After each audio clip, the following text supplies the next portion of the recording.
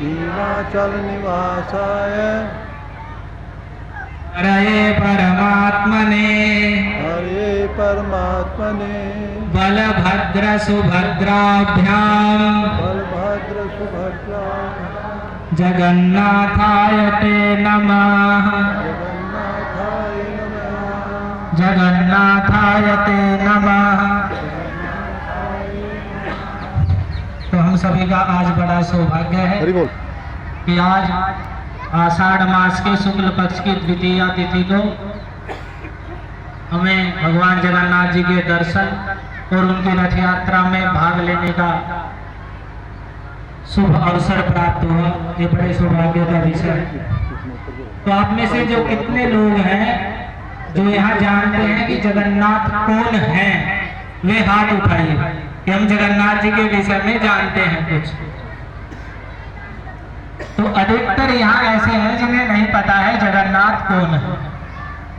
तो आपने जो रथ यात्रा में सभी ने रथ पर दर्शन किए होंगे, उनमें 3 श्रीमूर्ति, उन तीनों के नाम हैं जगन्नाथ, बलदेव और सुभद्रा। जगन्नाथ का अर्थ है जो जगत के नाथ हैं, स्वामी हैं, जो संपूर्ण जगत जो हम देख रहे हैं, सुन रहे हैं, जो कुछ भी हम देख सुन सकते हैं, ये संपूर्ण जगत है। और इसके जो नाथ हैं, स्वामी हैं, परमेश्वर हैं, वे जगन्नाथ हैं। ये भगवान श्री कृष्ण ही जगन्नाथ नाम से जाने जाते हैं। और बीच में एक और जगन्नाथ जी हैं जिनका काला रंग है, और जो दाहिनी ओर है सबसे, वो श्वेत वर्ण में, गौर वर्ण में, वे बलराम जी हैं, भगवान कृष्ण के बड़े भाई। और बीच में सुभद्रा देवी हैं जो भगवान कृष्ण बलराम की बहन है। तो जगन्नाथ जी कृष्ण हैं, बलदेव बलराम जी जो भगवान कृष्ण के बड़े भाई हैं, और बीच में सुभद्रा जी जो भगवान कृष्ण बलराम की बहन है। तो ये रथ यात्रा कहाँ से चली, कैसे चली, बहुत संक्षेप में हम सुनेंगे। आपने सुना होगा कि हमारे भारत में सभी सनातन धर्मियों के लिए 4 धाम हैं। एक उत्तर में बद्रीनाथ, दक्षिण में रामेश्वर, फिर पूर्व में जगन्नाथपुरी और पश्चिम में द्वारिकापुरी। तो 4 धामों में से एक स्थान का नाम है जगन्नाथपुरी, जो उड़ीसा में पड़ता है और समुद्र के तट पर बसा हुआ है। उसी जगन्नाथपुरी में भगवान जगन्नाथ जी का एक बहुत प्राचीन, अति प्राचीन मंदिर है, जगन्नाथ मंदिर के नाम से। तो आज के दिन वहीं उसी स्थान पर जगन्नाथ जी को जगन्नाथ मंदिर से लेकर, और उस मंदिर में नियम है कि केवल हिंदू लोग ही उसमें प्रवेश कर सकते हैं, अन्य किसी के देश में प्रवेश वर्जित है। लेकिन भगवान जगन्नाथ कृपा करके इस दिन आषाढ़ महीने के शुक्ल पक्ष की द्वितीया तिथि को मंदिर से बाहर निकलते हैं। वहाँ बड़े बड़े रथ बनाए जाते हैं, तीनों के, जगन्नाथ जी का अलग रथ, बलराम जी का अलग रथ है, सुभद्रा जी का अलग रथ, और एक एक रथ पे और भगवान जगन्नाथ के बड़े बड़े श्री विग्रह हैं। और कई कई लोगों ने उठाते हैं जो वहाँ के पुजारी हैं। तो एक एक रथ पर जगन्नाथ जी निकलते हैं और सभी को दर्शन करने का जगन्नाथ जी के अवसर मिलता है। और वहां से ले जाकर एक स्थान है गुंडीचा मंदिर, जहाँ जगन्नाथ जी का मंदिर है उसे नीलाचल पर्वत कहते हैं। और जहाँ लेकर जाते हैं गुंडीचा मंदिर में, वहाँ सुंदराचल पर्वत उसका नाम है। तो आज के दिन ही भगवान जगन्नाथ गुंडीचा मंदिर के लिए साल में एक बार प्रस्थान करते हैं। तो उसी रथ यात्रा के उपलक्ष्य में इसका महात्म्य स्कंद पुराण में वर्णन है। जो हमारे 18 पुराण है, इसमें एक स्कंद पुराण है। इसमें उड़ीसा के अंदर जगन्नाथपुरी, उसे पुरुषोत्तम क्षेत्र भी कहते हैं। भगवान जगन्नाथ जी का, कृष्ण का एक नाम है पुरुषोत्तम, यानी पुरुषों में जो उत्तम है। तो सामान्य लोग समझते हैं कि कुछ ऐसे लोग एक मत विशेष के प्रचार भी करते हैं, पुरुषोत्तम का अर्थ है कि वे भी एक श्रेष्ठ मनुष्य थे, लेकिन ऐसा नहीं है। पुरुष शब्द जीवात्मा के लिए भी होता है। भगवद गीता में भगवान ने बताया है विद्वाविमौ पुरुषौ लोके सरसाक्षर एव च क्षरः सर्वाणि भूतानि कूटस्थोऽक्षर उच्यते। इस संसार में दो पुरुष हैं, एक तो जीव पुरुष जो हम सब जीवात्मा है सभी शरीरों में, और एक इसे क्षर पुरुष कहते हैं, और एक अक्षर पुरुष जो ब्रह्म भगवान का ही अंग कांति स्वरूप जो सब जगह व्याप्त है उसे कूटस्थ अक्षर पुरुष कहते हैं। तो क्षर पुरुष का अर्थ है जो अपने स्तर से गिरता है और यहाँ अच्छे बुरे फलों को अपने कर्मों को फलों को भोगता है। लेकिन अक्षर पुरुष जो इन संसार के सभी माया के गुणों से परे हैं, उनका प्रभाव नहीं पड़ता। फिर भगवान कहते हैं उत्तम पुरुषस्त्वन्य परमात्मेत्युदाहृतः। एक तीसरे पुरुष हैं जिन्हें उत्तम पुरुष कहा जाता है और उन्हें परमात्मा भी कहा जाता है। यानी भगवान कृष्ण ही अपने एक अंश से सभी हम जो क्षर पुरुष जीवात्मा हैं सभी के कर्मों के साक्षी के रूप में सबके हृदय में विराजमान है, जिन्हें परमात्मा कहते हैं। हम सभी कहते हैं ना कि सबके हृदय में परमात्मा है, तो वे ही कृष्ण ही एक अंश से परमात्मा रूप में है। उन्हीं परमात्मा को उत्तम पुरुष कहा जाता है। और फिर भगवान कहते हैं भगवद गीता के 15वें अध्याय में पुरुषोत्तम योग नाम है कि यस्मात् क्षरमतीतो हम अक्षरादपि चोत्तमः अतोऽस्मि लोके वेदे च प्रतितः पुरुषोत्तमः। क्योंकि मैं क्षर पुरुष से अतीत हूँ, यानी क्षर पुरुष से परे हूँ, क्षर पुरुष नहीं है। और अक्षरादपि चोत्तम है, जो क्षर पुरुष तीन बताया आपको, एक तो क्षर पुरुष यानी हम जीवात्मा, एक अक्षर पुरुष सर्वव्यापक ब्रह्म, और एक उत्तम पुरुष यानी परमात्मा। तो भगवान करे इन तीनों से परे यानी इन सबसे भी जो श्रेष्ठ है वो मैं हूँ, इसलिए मुझे लोक में और वेद शास्त्र में पुरुषोत्तम कहा गया है। यस्मात् क्षरमतीतो हम अक्षरादपि चोत्तम है। क्षर पुरुष यानी जीवों से भी श्रेष्ठ हूँ, अक्षर पुरुष से भी श्रेष्ठ हूँ, और उत्तम पुरुष परमात्मा भी मेरा ही अंश है। तो मैं इसलिए लोक में संसार में वेद शास्त्र में पुरुषोत्तम नाम से कहा जाता है। और जो मुझे यो माम एवं सम्मूढ़ो जानाति पुरुषोत्तमं स सर्वविद भजति माम सर्वभावेन भारत। जो मुझे इस रूप पुरुषोत्तम रूप में जान लेता है तो वह सब कुछ जान लेता है और वह मुझे सर्वभाव से भजता है। तो वही भगवान कृष्ण पुरुषोत्तम नाम से गए जाते हैं। और वही स्थान जो जगन्नाथ जी का स्थान है जगन्नाथपुरी, वो पुरुषोत्तम क्षेत्र जाना जाता है। तो उसके विषय में संक्षेप में ऐसा है कि भगवान कृष्ण के अवतार के समय काशी नरेश जो थे उसे यदुवंशियों से बैर हो गया, तो उन्हें मारने के लिए उसने शिव जी की आराधना की थी। तो शिव जी की आराधना से उसने रुद्र प्रकट हुआ था और वह रुद्र द्वारिका को चढ़ाई करने के लिए गए। तो भगवान ने अपना सुदर्शन चक्र छोड़ दिया और उसने उस जो रुद्र था शिव जी से उत्पन्न हुआ था उसे भी नष्ट किया और उन सबको पूरी काशीपुरी को भी जला दिया। तो उसके बाद शिव जी ने भगवान की स्तुति की, भगवान श्री कृष्ण की। तो उन पर प्रसन्न होकर भगवान ने उनसे कहा कि तुम मेरे नाम से क्षेत्र बसाओ। तो तब शिव जी ने पुरुषोत्तम क्षेत्र उस स्थान को स्थापित किया। वो पुरुषोत्तम क्षेत्र से के नाम से जाना जाता है। तो हमें जानना चाहिए कृष्ण पुरुषोत्तम है, सभी से परम श्रेष्ठ और परमेश्वर है। तो इसीलिए उन्हें जगन्नाथ कहा जाता है, वे जगन्नाथ जी। तो वे वहां प्रकट कैसे हुए कि ब्रह्मा जी सृष्टि के समय बड़े उदासीन हुए, बड़ा भार हुआ, तो उन्होंने परमेश्वर भगवान श्री विष्णु की स्तुति की। स्तुति करने पर भगवान ने कहा कि मैं समुद्र के तट पर प्रकट होऊंगा और वहां तो मेरी आराधना करना। तो समुद्र के तट पर भगवान नीलमणि मय माधव के रूप में, जिन्हें नील माधव कहा जाता है, उसके रूप में प्रकट हुआ। और वहां सबर जाति जो कि एक जंगली प्रजाति होती है, लेकिन चूंकि वे भगवान के भक्त हैं तो सभी दोषों से रहित होकर वे सबर जाति के वहां पूजा करते थे। तो एक समय वहां ऐसे व्यक्ति एक इंद्रद्युम्न नाम के राजा थे अवंतीपुरी के। तो उनके पुरोहित के भाई विद्यापति नाम के तीर्थ भ्रमण करते हुए वहां गए। उन्होंने वहां नील माधव जी के दर्शन किए। उसी समय दो व्यक्ति वहां पर आए। स्कंद पुराण में विस्तार से वर्णन है, मैं बहुत संक्षेप में बता रहा हूँ। दो व्यक्ति आए जो अतिशय पापी थे, तो भगवान उनके आते ही भगवान ने अपने आप को अदर्शन कर लिया, अर्थात दर्शन देना बंद कर दिया, अंदर ध्यान हो गया। उसके बाद इंद्रद्युम्न महाराज वहां पर भगवान जगन्नाथ के दर्शन करने गए तो उन्हें दर्शन नहीं हुए, तो उन्हें बड़े व्याकुल हुए। फिर भगवान जब उन्होंने उस स्थान पर जगन्नाथ जी के दर्शन के लिए सहस्र अश्वमेध यज्ञ किए, तो यज्ञ करने के बाद और भगवान की स्तुति करने के बाद भगवान उनके स्वप्न में आए। देवर्षि नारद भी उनके साथ थे। उन्होंने कहा कि मैं वृक्ष के रूप में प्रकट हुआ हूँ, वो नीम का वृक्ष है। तो उन्होंने उस स्थान पर जाकर उस वृक्ष का दर्शन किया। उसकी 4 तने थे, जिसमें 4 टहनियां बड़ी बड़ी निकली हुई थी। वे चतुर्भुज स्वरूप में था, वो भगवान का ही स्वरूप था। फिर उस वृक्ष को ला करके भगवान के श्रीनिग्रह बनाए गए।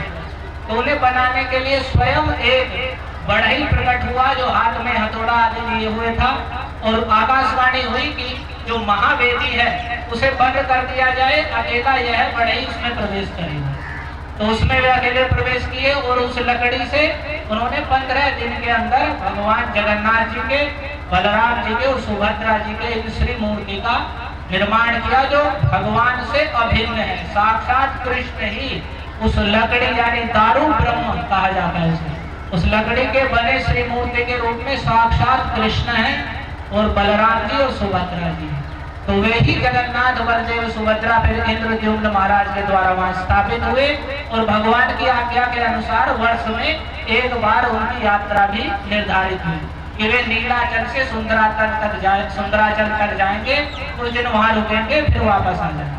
तो आज के दिन ही भगवान जगन्नाथ रथ पर सवार होकर निकलते हैं, और इसका अद्भुत महात्म्य स्कंद पुराण में गाया गया है कि आज के दिन जगन्नाथ बलदेव सुभद्रा का यदि कोई चित्र भी लेकर उसे रथ पर बैठाकर यात्रा करता है तो वह उसी यात्रा का पुण्य लाभ देता है। तो हमारा सभी का बड़ा सौभाग्य है कि हमें ऐसे शुभ अवसर प्राप्त हुआ कि आज के दिन ही भगवान जगन्नाथ जी की रथ यात्रा, उसमें भाग लेने का अवसर मिला। और भी अतिशय महात्मा है जो इस रथ यात्रा में जगन्नाथ जी के दर्शन करता है, रथ पे सवार हुए, वह पुनः इस जन्म मृत्यु और दुखों से भरे हुए संसार में नहीं आता है, बल्कि भगवान के वैकुंठ धाम को प्राप्त करता है। जो भगवान जगन्नाथ जी को प्रणाम करता है, तो प्रणाम करने से उसके शरीर पर यदि कीचड़ आदि लगता है पृथ्वी का, तो समझिए वह उस कीचड़ के साथ अपने जन्म जन्मांतर का जो पाप रूपी कीचड़ लगा हुआ है उसे धो देता है। और जो भगवान के कीर्तन में नृत्य करता है और भगवान के नामों का कीर्तन करता है, वह सभी पाप कर्मों से और क्लेशों से, हम संसार में शारीरिक मानसिक क्लेशों से भरे हुए हैं, उन सब क्लेशों से मुक्त हो जाता है और भगवान के चरण कमलों में भक्ति प्राप्त करता है, और इस देह को छोड़ने के पश्चात वह भी भगवान के वैकुंठ धाम को प्राप्त करता है। तो ये हम सभी का बड़ा सौभाग्य है कि ये हमें अवसर बड़ी सरलता से भक्तों के अथक परिश्रम से भी ये प्राप्त हुआ।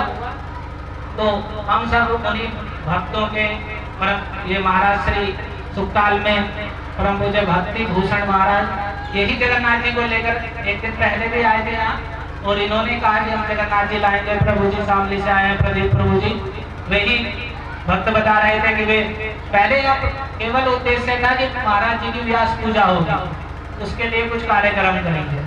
उसके बाद हुआ कि नगर कीर्तन करेंगे, नगर कीर्तन से विस्तार हुआ कि नहीं जगन्नाथ जी के बड़े बड़े बैनर लेकर करेंगे।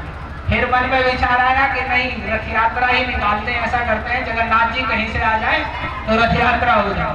फिर अनंत मोहन प्रभु जी वे प्रयास कर रहे थे कहाँ से लाएं, तो उन्होंने कहा कि शामली में पहले से ही भक्त हैं, वहाँ जगन्नाथ जी हैं, रथ यात्रा निकलती थी, तो उन्होंने संपर्क किया। तो कुछ बात हुई, उसके बाद शामली से जगन्नाथ जी आने का कुछ विचार था, तो प्रभु जी सुखताल चले गए दर्शन करने, तो वहाँ मठ में गए महाराज जी के, तो वहाँ जगन्नाथ जी इन्होंने देखे, तो उन्होंने कहा कि जगन्नाथ जी तो यहाँ है, यहाँ से ही जगन्नाथ जी रथ यात्रा में जाएंगे। तो फिर उन्होंने अनंत मोहन प्रभु से कहा, तो फिर ये महाराज जी को पता चला, तो महाराज जी ने सहज ही स्वीकार किया, बिल्कुल ये तो बड़ा अच्छा अवसर है, और महाराज जी तो इसी स्थान पर महाराज जी की जन्मभूमि है। तो प्रसन्नता पूर्वक महाराज जी ने कहा कि हम स्वयं ही जगन्नाथ जी को सब प्रकार से लेकर आएंगे। तो ये जगन्नाथ जी की इच्छा ही थी, राधा मदन मोहन जी यहाँ विराजमान है, उनकी इच्छा थी कि वे जगन्नाथ रूप से त्रिशूली में भ्रमण करें, और जगन्नाथ शास्त्र में बताया गया कि रथ यात्रा के समय जहाँ जहाँ भगवान जगन्नाथ की दृष्टि पड़ती है वहाँ अकाल, महामारी, दुर्भिक्ष, रोग, पीड़ा, भूत, प्रेत, पिशाच, ये सारी बाधाओं से वे व्यक्ति मुक्त हो जाते हैं जिन जिन के ऊपर जगन्नाथ जी की दृष्टि पड़ती है। तो ये सभी विशेषकर महाराज जी और प्रभु जी इनके विशेष प्रयास से हमें यह अवसर प्राप्त हुआ। तो हम इनके बड़े ऋणी हैं और आभारी हैं कि जगन्नाथ जी को इन्होंने यहाँ पर लाकर और हम सभी को दर्शन और रथ यात्रा में भाग लेने का अवसर प्राप्त किया। तो भगवान जगन्नाथ बलदेव सुभद्रा की जय। जगत गुरु श्रील प्रभुपाद की जय। प्रभु जय श्री श्रीमद राधा गोविंद दास गोस्वामी महाराज की हरे कृष्ण। धन्यवाद। कृष्णा हरे कृष्णा। आप सभी भक्तों का हार्दिक अभिनंदन करते हैं जिन्होंने इस रथ यात्रा महोत्सव में भाग लेकर अपने जीवन को धन्य किया और विशेष रूप से भक्ति भूषण गोविंद महाराज जी के चरणों में प्रणाम करते हुए इनका भी धन्यवाद करते हैं कि इन्होंने बड़ी कृपा की कि जगन्नाथ भगवान जी सहित वे इस सिसोली में आकर के भक्तों को ये अवसर प्रदान किया। और श्रीमान राधा गोपाल प्रभु जी जिनका आप प्रदीप के नाम से भी जानते हैं, इनका भी बहुत बहुत धन्यवाद करते हैं। इनके साथ समस्त आए भक्तों का, माताओं का हम हार्दिक धन्यवाद करते हैं और आभार व्यक्त करते हैं। हरे कृष्णा। दूसरी बात, भागवत कथा प्रचार समिति के सदस्यों से इस प्रोग्राम में आयोजन में कोई भी त्रुटि हुई हो उसके लिए क्षमा करें, क्योंकि हमें ज़्यादा अनुभव इसका नहीं था। फिर भी ये प्रोग्राम सफलतापूर्वक हो गया, इसके लिए सभी का हार्दिक धन्यवाद। हरे कृष्णा। अब मैं प्रार्थना करूंगा महाराज जी से, भक्ति भूषण गोविंद जी से, कि वे दो शब्दों में कुछ अपना वक्तव्य प्रकट करें और उसके बाद श्रीमान गोपाल राधा गोपाल प्रभु जी से और राधा गोविंद महाराज जो हमारे गुरु महाराज है सभी के, उनकी व्यास पूजा का जो ये उत्सव अभी शुरू होगा उसके विषय में भी सभी 2-3 मिनट में कुछ कहे। हरे कृष्ण। श्रीमान राधा गोपाल प्रभु जी।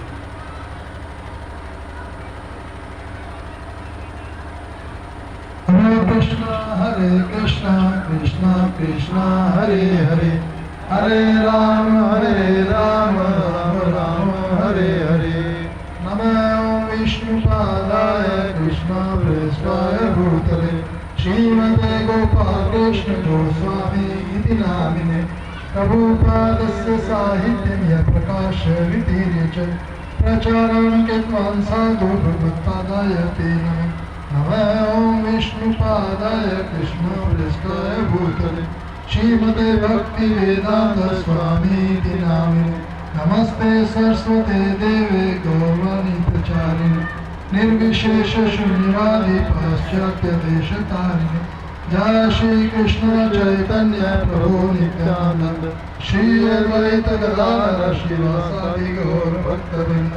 हरे कृष्णा कृष्णा कृष्णा हरे हरे, हरे राम राम राम हरे हरे। हरे कृष्ण। सिसोली धाम के सभी कृष्ण भक्तों के श्री चरणों में मैं अभिनंदन करता हूँ। मैं अपना स्वभाव उनका स्वागत करता हूँ, उनका धन्यवाद करता हूँ कि उन्होंने हमें कुछ अवसर दिया कि जगन्नाथ जी में कुछ सेवा कर सके। मेरा पर्सनली अगर मैं बताऊं तो लगभग 30 वर्ष पूर्व, 28 वर्ष पूर्व मेरा आध्यात्मिक जन्म भी सिसोली से ही हुआ था। हम लोग वहाँ पर वैष्णव धर्मशाला में एक उत्सव आप लोगों ने आयोजित किया था और वहाँ पर हम पहली बार आए थे। तब हमने इस लोक के बारे में जानने की कोशिश की थी और वहीं से हमारा आध्यात्मिक उत्सव शुरू हुआ। पहला परिचय तो ये। दूसरा परिचय ये कि हिज ऑनर्स राधा गोविंद महाराज आप सबके और हम सबके गुरु हैं। राधा गोविंद महाराज का अब तो व्रत हो गए हैं, सभी हमारे आचार्यों के शरीर थक गए हैं, लेकिन उनका बहुत स्नेह और बहुत सानिध्य हम लोगों के पास ऊपर निरंतर रहा। शामली नगर में आपने कथा भी की शामली नगर में आप अनेक बार पधारे भी, हमारे प्रतिष्ठान पर भी आप आए और बहुत ही सरल स्वभाव के हमारे महाराज जी हैं। और मुझे तो उनका विशेष 2-3 स्मरण याद है, मैं आप लोगों के साथ बांटना चाहूँगा। 1999 की घटना है जब दिल्ली मंदिर की ओपनिंग हो रही थी। तो दिल्ली मंदिर की ओपनिंग में माननीय प्रधानमंत्री श्री अटल बिहारी वाजपेयी जी उस उत्सव में आए थे। वहाँ पर हम लोग पूरी बस लेकर के गए थे शामली से। तो महाराज प्रधानमंत्री जी सुबह 10 बजे मंदिर में प्रवेश कर गए और मंदिर के सारे दरवाजे बंद हो गए। हम लोग बाहर ही खड़े थे, तो राधा गोविंद महाराज भी हमारे साथ ही वहाँ घूमते थे। तो राधा गोविंद महाराज ने हमसे कहा कि देखो, अंदर राजा आया है ना, ये शब्द की इसी तरह की भाषा है, थोड़ी बिहारी भाषा होने के नाते। देखो, अंदर राजा आया है ना, तो राजा जो है वो भगवान का प्रतिनिधि होता है। तो हम लोगों को प्रतीक्षा करनी चाहिए, जब राजा चला जाएगा तब हम अंदर प्रवेश करें। तो हमें तो गुरु महाराज मिल गए थे बाहर ही, तो हमें क्या फर्क पड़ता है, हमारा तो आधा काम तो हो ही गया था। तो हम तो काफ़ी देर तक महाराज के साथ सानिध्य में घूमते रहे। एक और घटना बता दूं, हम लोग, मैं ही मेरे पास उस समय कमांडर जीप होती थी, तो मैं महाराज को शामली से यहीं पर लाया था सिसोदी। उनके साथ एक अंग्रेज भक्त भी थे। और कमांडर जीप कैसी होती है सबको पता है, कहीं से धूप छाँव बारिश सब कुछ आती है उसमें कोई चिंता फिक्र करने की जरूरत नहीं। जैसे प्राकृतिक वातावरण मिलते हैं, ऐसे ही और प्राकृतिक वातावरण उसमें मिलता है। तो महाराज मेरे पीछे वाले, मैं ड्राइव कर रहा था, महाराज मेरे पीछे वाली सीट पर बैठे हुए थे। तो उस अंग्रेज भक्त से बोल रहे थे कि देखो, ये भारत में ही सुलभ है, तो यहाँ सब प्रकार के वाहन आपको मिलेंगे। यहाँ कोई ऐसा नहीं कि AC और बहुत स्पेशल गाड़ियाँ मिलेंगी, वो भी हैं, लेकिन ऐसी गाड़ियाँ भी हैं जिसमें के सारे धूप छाँव सब तरह का आप आनंद लेते हो। ऐसा बात करते हुए मैं महाराज को लेकर के एक बार सिसोदी आया था। महाराज का मुझे बहुत कृपा मिली, बहुत कृपा मिली। आप लोगों को तो मिली ही है। हम लोग शामली वासी भी कोई महाराज की कृपा से वंचित नहीं रहे। एक बार दिल्ली मंदिर में भी हमारे को व्यास पूजा उत्सव में भाग लेने का अवसर मिला, तो वहाँ पर भी गुरु महाराज की व्यास पूजा हमने आनंद किया था उसका। आज विशेष दिन है, भगवान जगन्नाथ जी किसकी कृपा से मिलते हैं? जगन्नाथ जी गुरुओं की कृपा से मिलते हैं। और हमारे जीवन में भी जगन्नाथ जी का प्रवेश गुरु की कृपा से ही आया, वरना तो गुरु जगन्नाथ जी का स्वरूप है अति विचित्र सा स्वरूप है। सामान्य व्यक्ति, हम लोग भी इसी प्रकार के थे। जब 1997 में अप्रैल के महीने में जगन्नाथ जी पहली बार शामली में आए थे दिल्ली मंदिर के भक्तों के साथ में, और 5 दिन जगन्नाथ जी हमारे पास रहे थे। जो गाजियाबाद मंदिर है वो शामली में रहे थे। तो हमको तब देखा हमने, क्या ये विचित्र सा स्वरूप है, हम तो कुछ जानते नहीं थे। लेकिन आगे चल के वो कितने बदान्या हैं, कितने कृपालु हैं, इसका एहसास, इसकी अनुभूति हम मैं बताता हूँ कैसे। हमारे कुछ यहाँ माताएं बैठी हैं, जरा हाथ उठा लो जो जगन्नाथ मंदिर में नित्य पढ़ती जाती है, जरा लंबे से हाथ उठा के बताना, जो नित्य पढ़ती जगन्नाथ मंदिर में जाती है। आंधी जाओ, नी जाओ, बरसात जाओ, कोहरा हो, कुछ भी हो, ये माताएं सुबह 5 बजे मंदिर में जाती ही जाती है।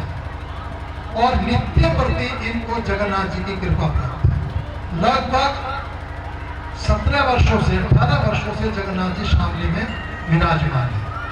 और जगन्नाथ जी की कृपा तब से निरंतर, और शामली की कुछ माताओं को, कुछ भक्तों को एक दिन के प्रसाद की व्यवस्था मिली हुई है।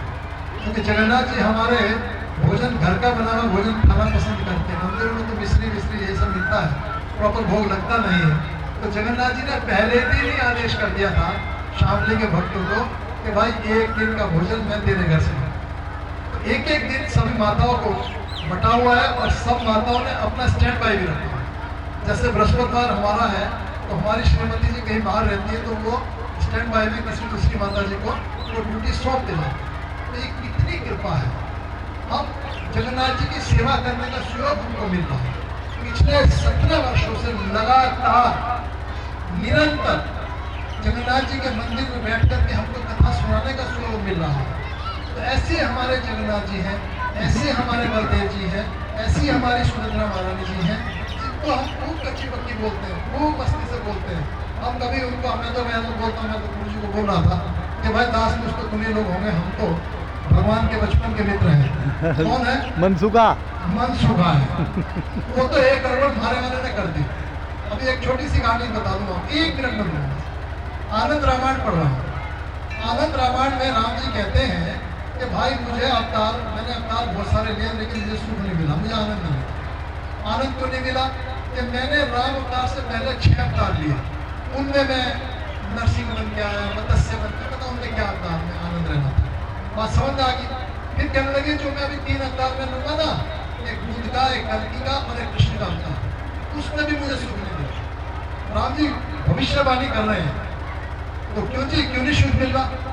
कि उसमें भी मुझे भगोड़ा घोषित कर दिया, मैं सारी उम्र लड़ता ही रहा, माँ बाप का विवाह हुआ उससे पहले ही जो काम होने लगे, तो मुझे कुछ सुख नहीं मिला हो सकता है। अब उसमें हमने एक कहानी और जोड़ दी, तो जरा इंटरेस्टिंग सी है, जरा आपको हमें सब खबरें भूल भी लग रही है, प्रवचन सुनने का समय तो है नहीं, लेकिन सुन रहे सब लोग सुनेंगे। तो एक सुख जो हमें वहाँ मिला, वो मनसुखा ने कहा भगवान मेरी गलती नहीं है, वो हमने तो कृष्ण अवतार में आपको जो आमंत्रित किया था ना, वो परम सुख देने के लिए क्या था। ब्रह्मा जी ने स्वयं आपके जाकर के आपको आमंत्रित करके आए थे आपके गोलोक में कि प्रभु मैंने जो सृष्टि का निर्माण किया उसका अवलोकन करना, आप आओ नीचे। लेकिन एक मेरा भाई था, उसने गड़बड़ कर दी। कौन सा भाई था? वो श्रीदामा ने गड़बड़ कर दी। वो चिढ़ गया, यानी उस दिन बच्चे कहते हैं ना, वो चिढ़ गया और उसने 100 वर्ष का वनवास दे दिया कि 100 वर्ष का तुम्हारा राधा रानी से वियोग है, वरना हम तो ब्रजवासी थे। तो मनसुखा इसलिए दुखी है कि मनसुखा इसलिए आनंद नहीं दे पाया कृष्ण को कि वो सुदामा ने गड़बड़ कर दी थी। तो इस प्रकार की आनंद में कथा है, भगवत ये कभी फुर्सत में सुनने की है। लेकिन चलिए आपका बहुत बहुत साधुवाद। और आज के इस विशेष पर्व, विशेषकर हमारे पूज्य गुरु महाराज के जन्मोत्सव पर मैं सभी गुरु भाइयों को, गुरु बहनों को और विशेषकर अपने आध्यात्मिक जन्मस्थली के भाइयों को, बहनों को बहुत बहुत बहुत बहुत बहुत बहुत शुभकामनाएं, बधाई और आपको अभिनंदन करता हूँ। धन्यवाद। पूज्य पाठ भक्ति भूषण गोविंद महाराज जी। टाइम तो हो गया जी 5 मिनट। कोई बात नहीं, 1 बजा बोल दो, कोई नहीं बोल। मैं ज्यादा समय लूंगा नहीं। भूख लग रही क्या? भूख किस किस को लग रही? सबको लग रही। बोलो बोलो। प्रभु के सिवा और किसी को तो लग रही?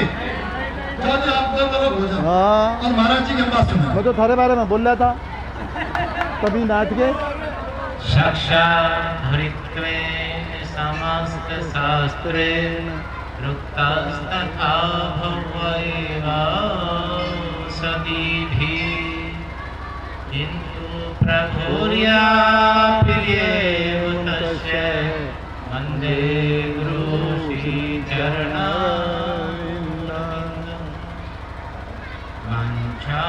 कल्पतरुभ्यश्च कृपा सिन्धुभ्यैव च पतितानां पावनेभ्यो वैष्णवेभ्यो